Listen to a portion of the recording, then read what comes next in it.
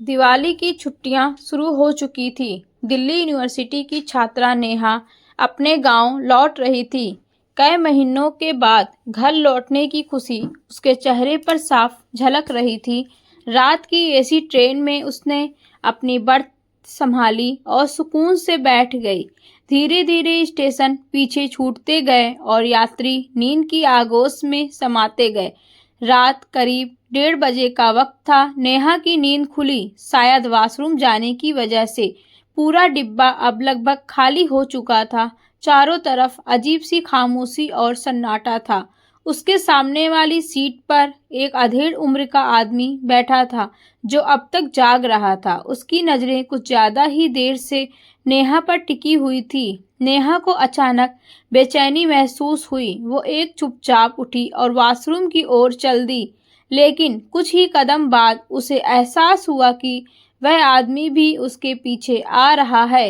नेहा की रफ्तार बढ़ गई। तभी उसने अपने कंधे पर एक हाथ का दबाव महसूस किया। डर के मारे उसकी रूह कांप उठी। वो आदमी था वही जो घूर रहा था। कहाँ जा रही हो इतनी रात को अकेली? उसकी आवाज में एक डरावना इरादा छुपा था। नेहा ने किसी तरह से झटक कर अपना हाथ छुड़ाया और दौड़ते हुए वॉशरूम में घुस गई। दरवाजा अंदर से बंद कर लिया।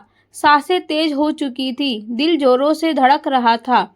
लेकिन नेहा ने खुद को समेटा, जेब से मोबाइल निकाला। शुक्र था नेटवर्क था।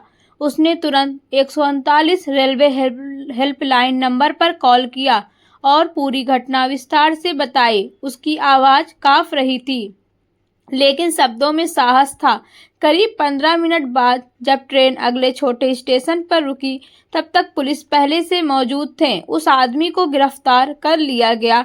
पुलिस ने नेहा की सराहना की, उसकी सतर्कता और हिम्मत के लिए। घर पहुंचने के बाद नेहा ने ये पूरी कहानी अपने पापा से साझा की। उन्होंने कहा, तू बहादुर है बिटिया।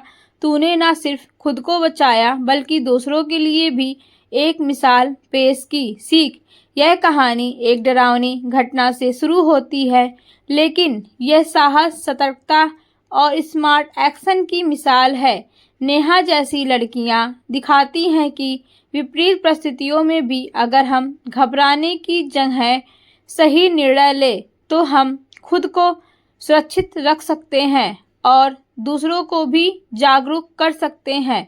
अगर आपको यह कहानी अच्छी लगी तो please like, subscribe and share करें और कमेंट में ज़रूर बताएं कि कहानी कैसी लगी। धन्यवाद।